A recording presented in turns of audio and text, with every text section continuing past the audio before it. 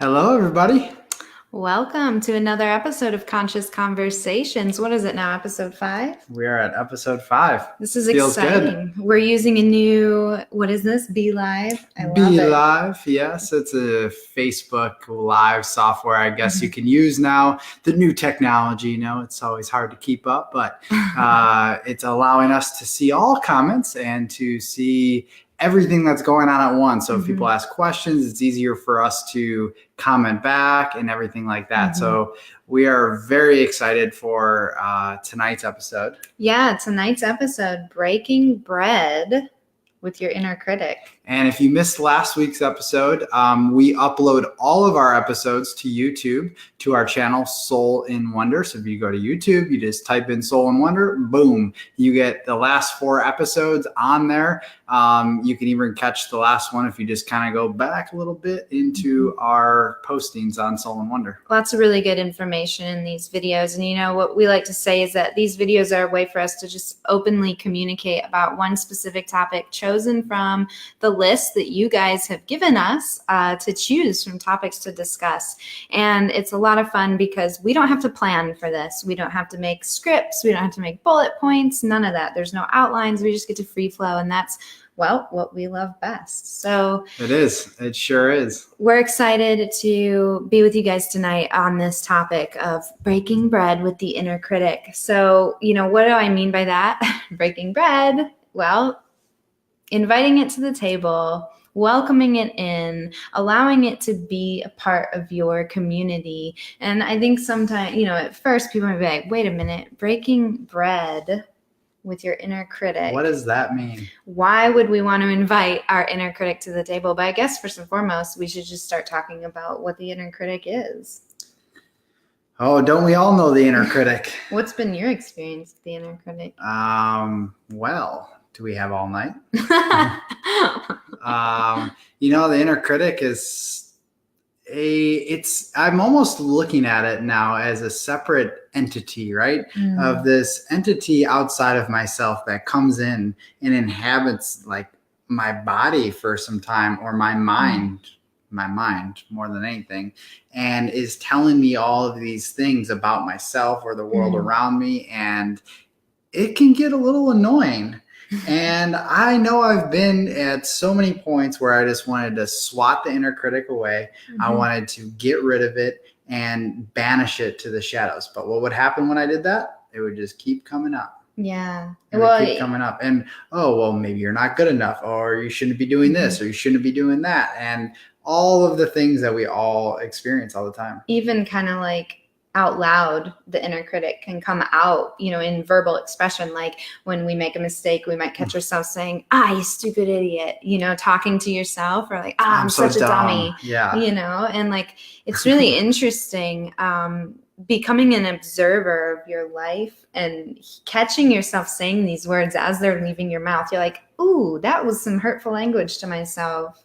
And I like how you said it feels as though it's an outside or external entity that's kind of came into you and tells you what to believe about yourself in the world. Well, it's felt like that as I became more aware of what was going on, because before saying, I'm dumb, or any of those types of things out loud, or even to myself, I shouldn't have done that, like I said before, this whole entire thing just feels like I'm being invaded. And before I was conscious of this, I didn't really get that. I didn't really understand that. I was just going about my day and not thinking, it's not really thinking about it at all, until later, like you said, you become the observer and you start to understand, wow, I've been talking like this for a long time about myself. And what type of limiting beliefs does that create?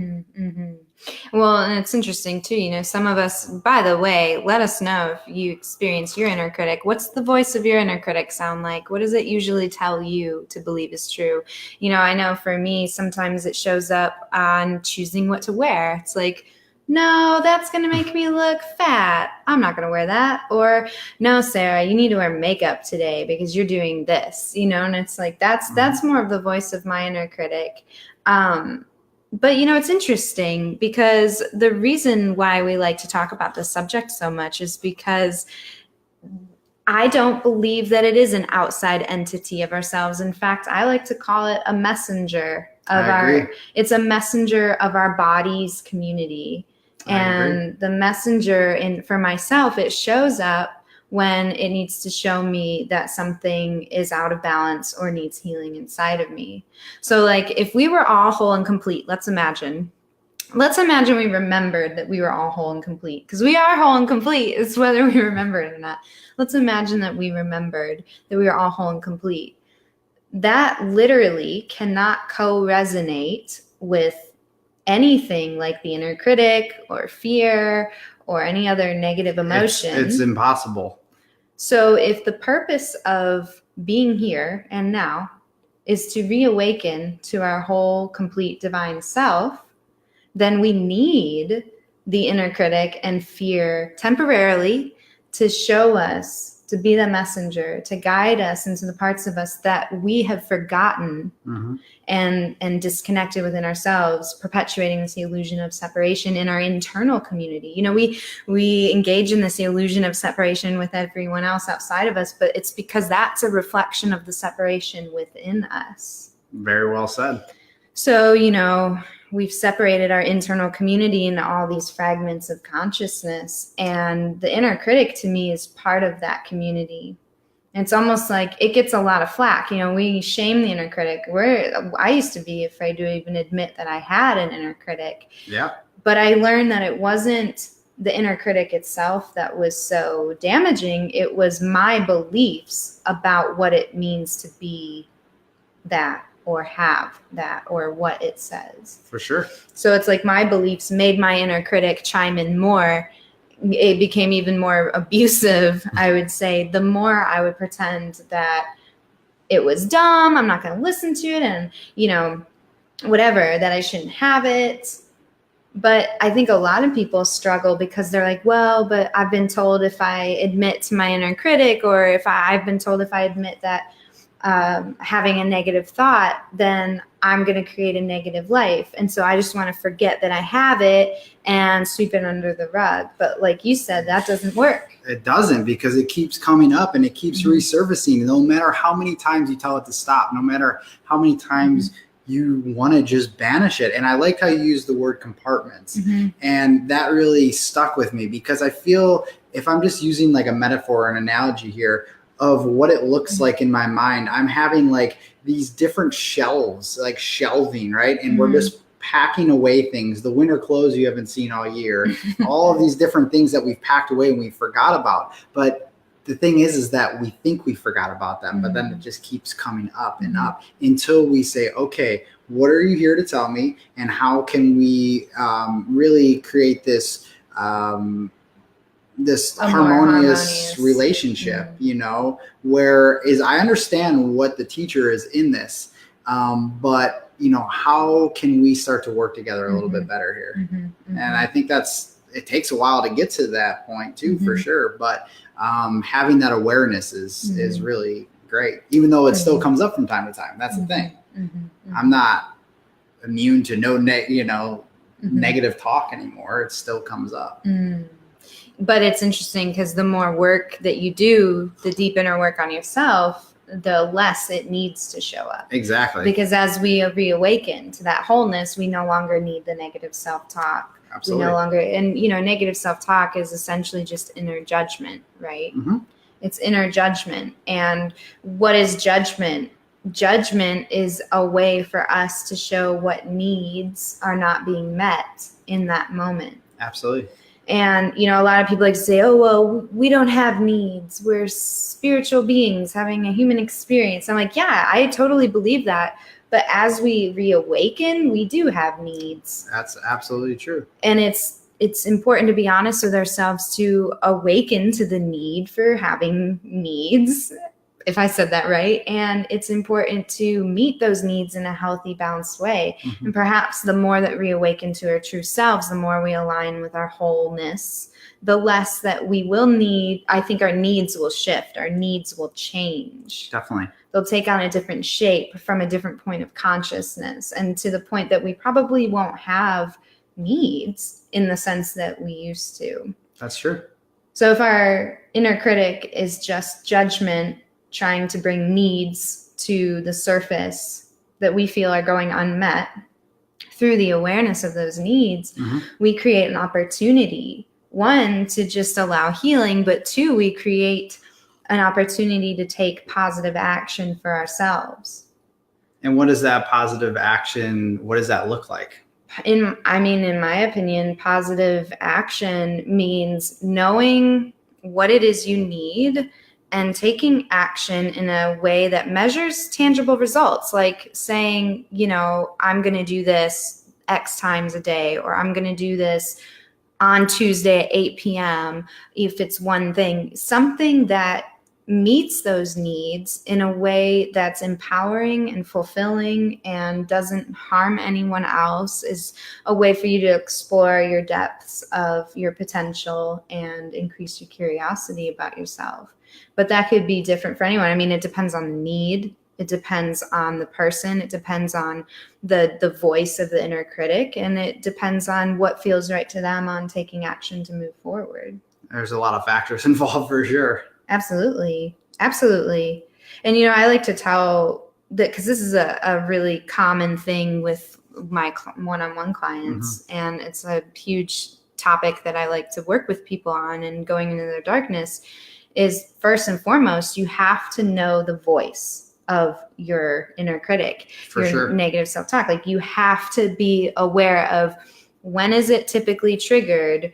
How loud is the voice? What does it typically sound like? I even go as far to say, as if your negative self-talk had a persona, if it were a character in your life story, what persona would it be or have? And, this is getting to know the sound of our negative self-talk is a really freeing space, because we can enter it without judgment. And we can say, okay, this is how my inner critic sounds, and we don't have to shame it. We can literally just hold the space to admit that it's there. This is when it's triggered. This is how loud it is. This is how it sounds. There. Now you are familiarized with that inner critic.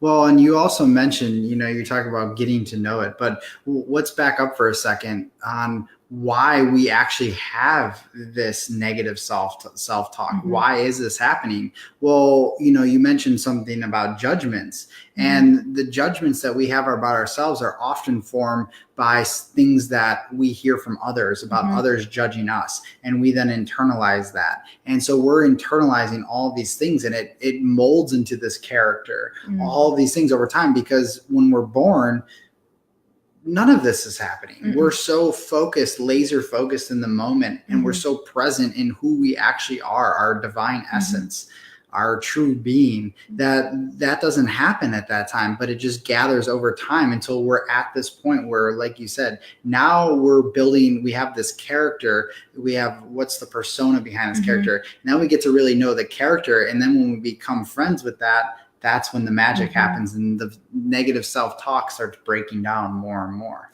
Because it can break down once you invite it in to relay the message. That's it. And that's the important part, is the voice of the negative self-talk gets louder and louder and louder until you finally hear it out. It's like any rebellious teenager that's fighting for your attention. If you're going to ignore it, it's going to act out more, because there's a reason. There's a root cause. There's always a root cause. And when we can break bread with our inner critic, when we can invite it in, we know the persona, we know what it sounds like, we can ask it, like, literally say it out loud. What are you here to tell me? Okay, I just looked at myself in the mirror. I heard a voice telling me, you look sick without makeup. Okay, let's say that's the first thing. You look sick without makeup. You should put makeup on. I can know, like, oh, there's a trigger point. I know that my inner critic has been triggered. I know that something's going on here. I can invite it in instead of saying, shut up, that's mean, or even letting it overtake me and then putting on the makeup simply because I feel like my inner critic has the right answers. So, that's the balance. We're not saying to listen to the voice of your inner critic in the sense of do what it says. I'm glad you mentioned that. Because that would be disastrous. That's what keeps people held back in fear. that's acting out of fear. When you follow the voice of your inner critic, you're acting out of fear. And when you act out of fear, you box yourself in and you never grow and move forward. So that's not what we're doing either. Instead, what we're doing is we're saying, okay, inner critic, I hear you. I see you. Come on in. Let's talk. I want to stop you right there. I think those words that you just uttered, I hear you, I see you, is super important. And you can continue on in 1 second, but like, you know, how many times, as I mentioned before, I almost feel like I'm yelling at this inner critic, like, stop. Like, why am I thinking this? Why am I thinking this? I should be thinking positive thoughts. I remember this, like, and you know, things creep up, stop. But the more you tell it to stop, the more it's going to keep bugging you. It's like that little kid in school, you know, it just keeps tugging on you, you know, until you finally pay attention, you know, and start to like look at it. And it's crazy how long, you know, I personally have perpetuated that same cycle of telling things to stop and telling this critic to stop bothering me, essentially, so I can move on with my day. But it just didn't work out until I said, okay, what do you have to tell me? What is it that you want to say right now? And it's funny because, believe it or not, what it is that it wants to say to you is not actually the voice or message that you originally heard. Like with me looking in the mirror, if I said, oh, the inner critic says, you look sick without makeup, you need to put makeup on. One, I'm not going to do what the inner critic says because that's acting out of fear. Two, I'm going to invite it in like we just talked about. Three, I'm going to say, okay, inner critic, what's the message? If I say, what are you here to tell me? After a while, you go down the rabbit hole. My inner critic might say something like, oh, well, you're feeling insecure about yourself. And I'm just trying to protect you from feeling self-conscious for the rest of the evening because you're going out without makeup. Because maybe I go out without makeup and I'm like, oh no, do I look sick right now in this light? Oh no, what are people going to think if I'm not wearing makeup? Oh no, she's dressed up. She's wearing a dress and she's all pretty. You start comparing yourself, right? Exactly. And so really the inner critic is a guidepost to say, okay, hey, you're feeling self-conscious. And that gives us the opportunity to heal because we can start to do the work that we need to do to figure out why are we feeling self-conscious? What beliefs do we have about ourselves that we've taken from elsewhere and a long time ago and all around that has formulated this self-consciousness, you know? Yeah. And well, go ahead if you were going to say something. So I was just going to say that's exactly what we mean when we say break bread with your inner critic, because it's never the original thing. It's never the original message is never the pot at the end of the rainbow. The pot at the end of the rainbow comes after you invite it in like you would anyone. Like, look at all this toxic communication online.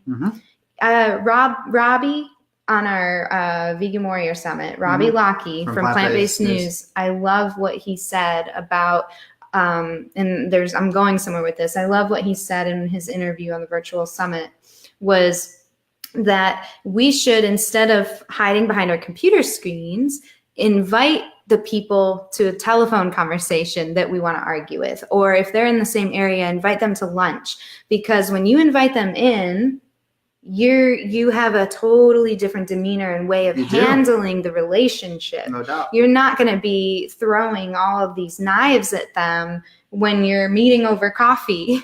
You might disagree, but you could still share space in a productive manner. And so that's the exact same way I look at the parts of our internal community. I may be arguing with my inner critic. I may not like the way it communicates with me, but when I invite it in a compassionate, non-judgmental space, my inner critic can finally open up and say what's really going on underneath. And what's really going on underneath is the opportunity where the gold lies for us to heal and grow and take empowering action. Really, all it's trying to do at the end of the day is just to get us to remember who we are. Plain and simple. It's trying to get us back to that true nature we were when we were first born, that really divine essence that we'd embodied all the time. It's just trying to get us back there. And it's funny because today I was listening to Wayne Dyer. As I told you when I got home, I love Wayne Dyer. Whoever doesn't listen to Wayne Dyer, you need to listen to some Wayne Dyer. Wayne Dyer is amazing.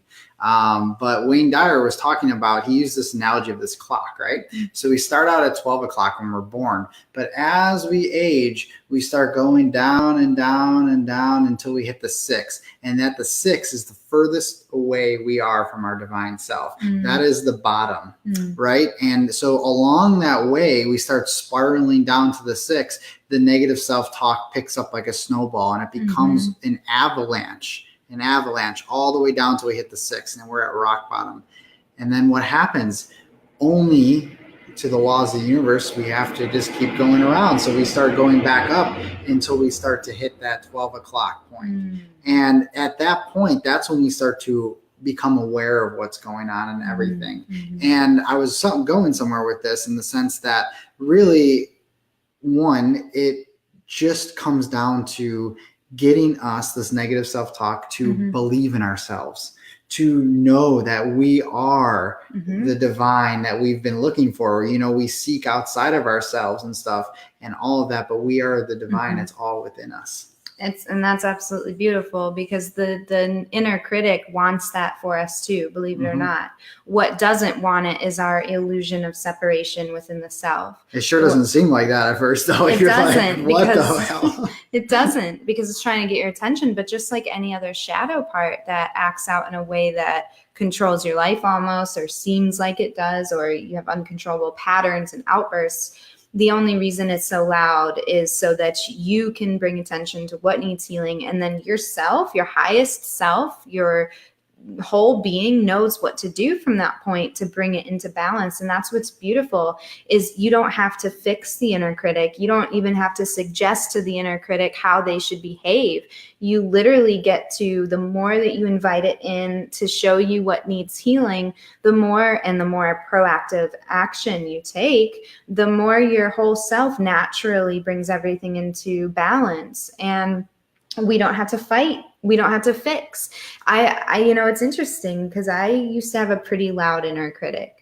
Pretty loud. Oh, definitely. Me too. Absolutely. And it's beautiful to see how over the years it has changed voices. It still shows up occasionally, and the volume's getting turned down, just a little bit, just a little bit. The volume is turning down. It doesn't have to show up in the way that it used to over and over for, short periods of time. It spreads itself out. Yep. It doesn't need to chime in, because there are things I've healed. There are things that are still being healed. There are things that I'm still shedding that no longer serve me. And that's okay. That's part of this human journey. But the inner critic's job, it's kind of been taking a long vacation, checking in once in a while. Hey, just want to make sure that, I'm still here. But it has good intentions. It does. And again, I can't talk about this enough in regards to resistance. I've struggled. That's been my kryptonite for a long time, resisting until you say, okay, it's time to let go. It's time to let go. A struggle will always be in resistance. Once we give up that resistance, that's when the negative self-talk takes the vacation, because you start to get into your flow state, into you tap into your built-in GPS system. You know where you're going. It might not seem like that at times, but you know where you're going. And so once you tap into that GPS system, it just kind of floats away. The volume gets turned down, And that actually adds to what you said earlier about the trust. It's an interesting thing. When you build the self-trust within yourself, then the negative self-talk, the inner critic, starts to see that it's not the way in which it used to serve is no longer necessary, because it sees that you trust yourself in the way that you navigate life.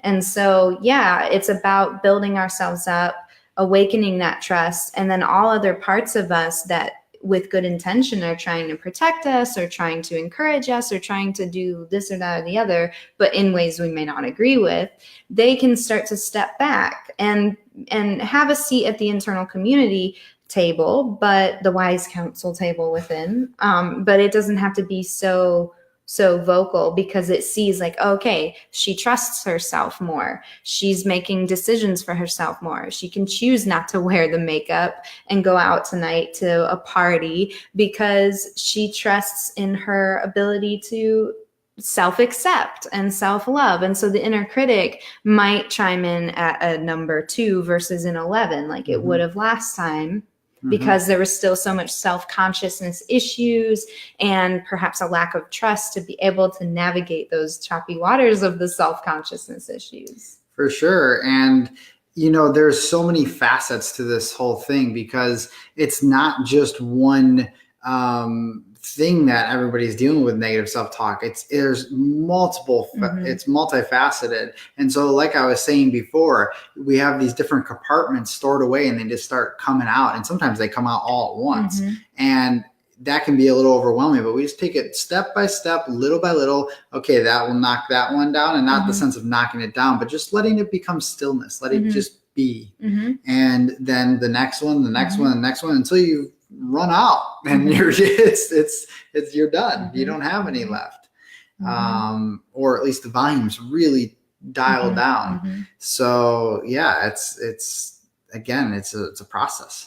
And what's beautiful with that process is when we internally accept ourselves, when we allow the inner critic to come into balance with the rest of the inner community, we shift from, you'll notice it in your external life. You'll notice your judgments of others become toned down a lot more, because if everything is just a reflection of what's inside, then if we have a very out of balance inner critic that has a very loud voice because we're refusing to look at the root, then you better bet that your external reality, you're not only going to be judging everyone around you, you will be judged by those around you because you've become an energetic match for those experiences.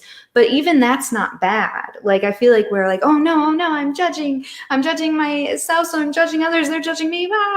That's not bad either. Nothing's right or wrong. Nothing's good or bad. What's great is that if that's your reality, you have the power to change it if that's what you no longer resonate with. If you're like, okay, like I'm using my external reality that's showing me I'm judging others, it's showing me I'm being judged by others, then it's showing me that I'm judging myself. So if that's the case, let me get to the root of why I'm judging myself. What are the real sticky spots? Where's the gold to be mined? And then when that's brought into balance, your external reality reflects your inner reality of inner harmony, self-love, and acceptance. We live in this giant 360-degree mirror, and everywhere we look, it's just looking. We're just looking in the mirror, looking in the mirror. Life, it's happening so perfectly for you that even in the shittiest circumstances, you can now look and see exactly what it's trying to tell you. And same with this negative self-talk. It's looking in the mirror all the time. Especially with relationships and people all around, because we are the mirrors for each other. Yep, absolutely. Definitely. And I think, again, I've struggled. I'm trying to think of the different ones I've struggled with. That's been a repeating process for me. Most recently, it was all about shame. And being shameful of different parts of my appearance. And it's being ashamed of different parts. Being ashamed of different parts of and this, I found out where the root was, right? It's like, okay, like I'm confident in myself, but at the same time, there was different parts of myself that I was ashamed of. And your inner critic was chiming in and letting you know that? Exactly. Yeah. And talking about how, for example, psoriasis, right? I'm ashamed that I had little patches pop up on my elbows and things like that. So I didn't want to, wear a short sleeve shirt or anything like that, because I didn't want anybody to see my elbows. And so I'd be constantly, oh no, don't do that. And I'd be self-conscious, and they would just keep popping up until I actually faced it and said, okay, well, where is this coming from? And I found out it was from when I was, a young boy who had, remember the mushroom cuts? I loved the mushroom cuts. The mushroom. Second grade boyfriend, mushroom cut. The mushroom came cuts? Walking into that classroom. I was like, he's going to be my boyfriend. That's right. If I would have came walking in there, watch out. But you know, the mushroom cut, the buck teeth. I did not have the straightest teeth. I had big ears, and my head was small. I love his ears. And so these things, I would start. You know, sometimes I'd be made fun of and things like that. And at the time, it's all playful. You don't really, but you internalize that, and that starts building up into that really self-consciousness and that negative self-talk. And then I start, you know. Physical elements are all about where obviously how we're treating our bodies, but our emotional state. So if I'm thinking that in my subconscious and I'm ashamed of that, I grow thick skin. I grow a protective layer, which is psoriasis. And then I'm self-conscious of that and all of that. And so it just keeps popping up until we're saying, okay, let's look at this. Let's find the root. Let's forgive it and let's heal it and move on. And what happens? You start to heal all around. And your inner critic no longer chimes in about. So it's a beautiful process. It's a beautiful process, and it's shit. It's that was a tough one to get to. I was trying to figure out where this is coming from. That was a really tough one to get to, but it takes time to get into those deeper places. But once you do, it's liberating. It takes honesty too. It takes complete honesty. Honesty and patience, because it may not all unravel in a day. You might not even get to the root of it until 5 days after you've had the conversation with your inner critic. You know, I have a really good example actually about an inner critic and how it was used to this woman's advantage. I won't use her name, but I'll call her, I think I use the name. I use this example in my Positive Outlook Challenge because one of the days is on transforming inner judgment, getting to know your negative self-talk. I think there's 2 days on it.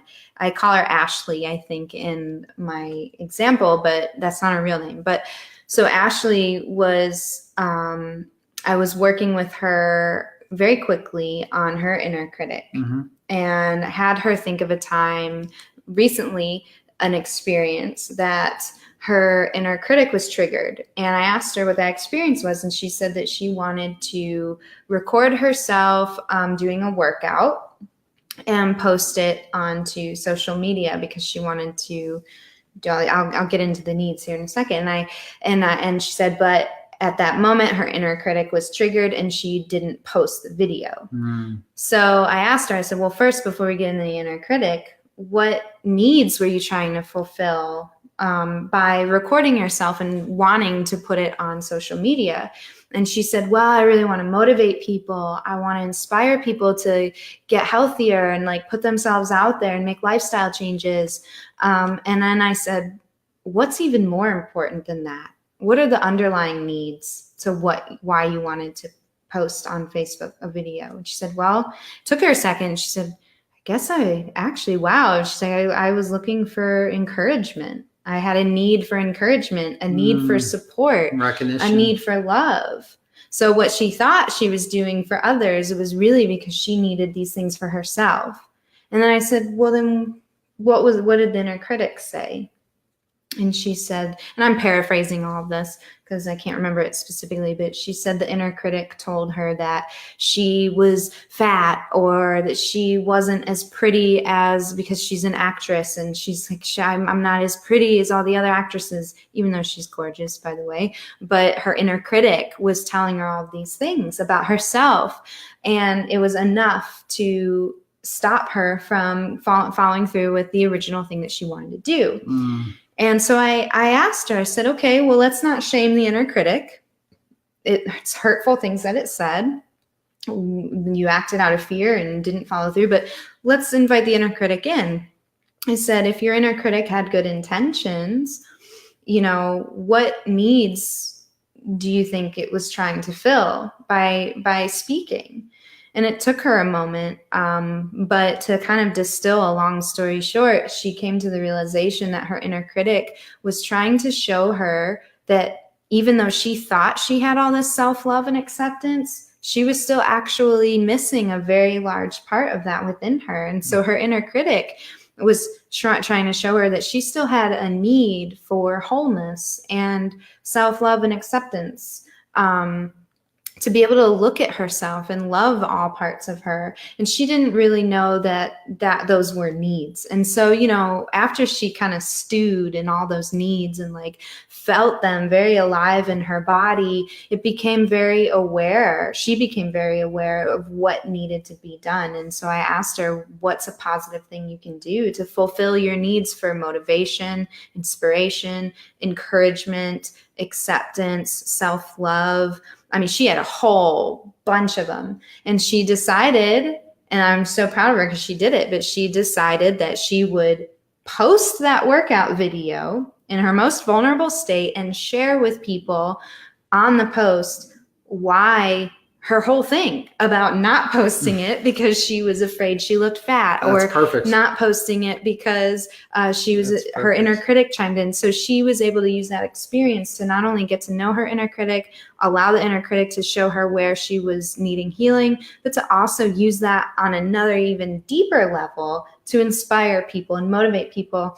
And she had so many people respond saying like, wow, I resonate. That's so me. I really needed this. So she not only helped others, she helped herself. And then to gain self-love and acceptance, she would spend time looking at herself in front of a mirror and really taking it all in, her body, all the perfections, all the imperfections, and just letting herself be in a safe space with herself. And that is one of the best examples I can use. I love it. About breaking bread with the inner critic and using it to transform inner judgment. And this is the thing. I think a lot of times when we were talking about resistance before and we don't let it come up. What a perfect example.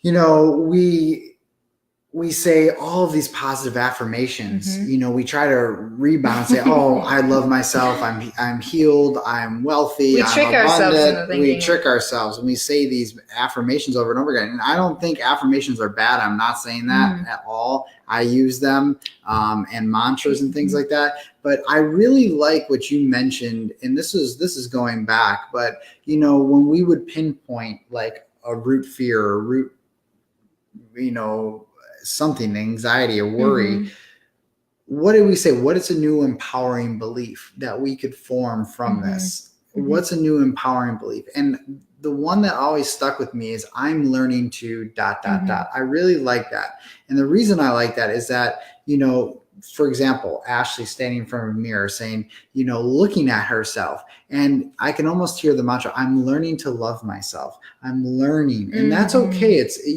You should learn, you know, it doesn't just happen. You can't go from I don't love myself to I love myself. I'm learning to love myself. I'm learning to feel more abundant. I'm learning to whatever it is. And before you know it, there's no more learning. You are. And then you don't have to say I'm learning to love myself. You can actually say I love myself. But it's a great like meaty, it's like that step in the middle, that middle ground, you know, to get to the next point where you do feel that. And that's always there. But to kind of recap here, one, I would recommend if you are dealing with this, which I'm sure you are because we all do, stop resisting. What you resist persists. Stop resisting. Stop. I mean, it's a command. Stop resisting. But which is ironic. Stop resisting. That's resistance in itself. Are you resisting your resistance? Is that going to make resistance stronger? Oh man, we can really go down the rabbit hole. But you know, try to hop into that flow state, and again, take time with yourself, nurture yourself, and over time, you start to unravel and expand and become whole, become that divine spirit that you are. Because you already are it. You just have to align with it. You just have to let go. And I want to open this up for anyone in the event that you have any questions too. Like part of doing this live is to bring you in as well. You know, we're having a casual conversation between us, but we also like to speak with you guys. So if you have any questions, comments, anything that you'd like to make, always feel free to post them, even if you're watching this after the live video is recorded. But we're really excited about this topic because I have finally finished my 21-day positive outlook challenge. And this has been a month of every day. More than that. A month and a half. Yeah. I mean, really, it's been years of creating this, but specifically this one specific 21-day thing. It's been quite a bit. And you guys have been seeing me post about it. And negative self-talk, getting to know your negative self-talk, transforming that inner judgment, that is a huge, huge topic of the 21-day challenge. And so Chris and I decided, because even though it hasn't been publicly launched yet, not yet. It's ready. It's ready. And so what we want to do is, for anyone watching this video, whether it's with us live or within the next, I think there's a cutoff date for a time that you can enroll, but we want to give you guys access to this early before we even give it to our email subscribers, which is huge because they're getting an email in the next couple of days to be able to get in on this 21-day positive outlook challenge. So we want to give you guys a gift first and foremost for being a part of our community. We are giving this gift to everyone on our email list and everything like that too. But it's my video on why anxiety is actually your best friend and 5 steps to use it to your advantage, plus other secrets to living a stress-free, happy life. And this comes with a workbook. So if you saw my video on Facebook a long time ago, 4 months ago, you might be like, oh, I already saw that one. Well, I re-recorded it. I reformatted it. It's clear, concise. I even added a little bit of information, and I created a workbook to go along with it because I know how accountability, we need it. All of us do, and workbooks help do that. So where can they find? So you just go to stressfreehappylife.com, stressfreehappylife, very simple, .com. And once you go on there, you just enter your email and voila, you got yourself a free video, and you do have yourself a workbook as well with that. So pretty cool stuff. It's very detailed. She did a great job on it. I had the pleasure of editing the video and putting it all together. So it was really good, and I really, really enjoyed it. And once you type in your email, you'll be directed to the 21-day positive outlook information page for you to sign up, and you can get started. Like, it's crazy to say. Okay, but let's just be real here. The Positive Outlook Challenge, guys, like, this shit is real. Sarah has been like working her ass off for so many years trying to develop all of this amazing content. And she's gotten to a point where it's just like proven to work. Like, all of the clients, all of the testimonials, there's even testimonials on the page about her positive outlook method. You know, it's so unconventional and different than what most people are doing. And so it's almost refreshing coming into this space from this perspective of going through the darkness to come onto the light. And it's awesome. Not to mention, with the Outlook Challenge, you get the Art of Loving Yourself ebook, you get guided meditations, you get a balanced essential oil sample size bottle. It's really good and grounding for just this like chilling out when you need to just take the edge off. Benefits of aromatherapy. Benefits of aromatherapy ebook. What else are we missing? A private Facebook group, membership area, workbook, videos, like the whole thing. It's awesome. And a bonus with Dean Slider, natural meditation, mindfulness expert. Which is awesome. We loaded this up, guys, and we loaded it up because I know the struggle. Like, you've seen me, if you've been following us on social media, you've seen me talk about my story. If you're subscribed to our email list, you've been getting emails the last few days, just putting my heart out there for everybody to see. That's been tough. Another topic for another time. But, you know, I'm just really happy that it's finally here. And so, yeah, we want to give you guys first access, and you might be like the first couple people into the challenge, and that's really exciting. We're expecting this challenge to be pretty big. Lots of people that are going to be going through this, and so there's going to be a lot. You have a support group of people doing this at the same time, so it's pretty cool. I've seen everybody interact with each other. Yeah. Oh, I've gotten lots of messages from people who say how excited they are to do this. So I'm really pumped. And of course, if you guys have any questions about anything, feel free, chime in about your negative self-talk and inner critic. We're here for you guys. We love these conscious conversations every Wednesday night, 8 p.m. Eastern. From here, we're just going to keep doing it. We're just going to keep doing it every Wednesday night. And we have a whole list of topics that you guys choose to ask us to talk about. So comment on this video. Let us know what topics you'd like for us to cover, and we'll add them to the list and just boop, boop, boop, boop. gone through as we feel inclined to talk about that subject. Yeah, we do have a long list, so it's going to take us a few Wednesdays to get through here. Mm-hmm. But hopefully you guys enjoy it. You like the content, and we appreciate you guys coming on. Thank you so much, and we will talk to you soon. Love y'all. Have a good night.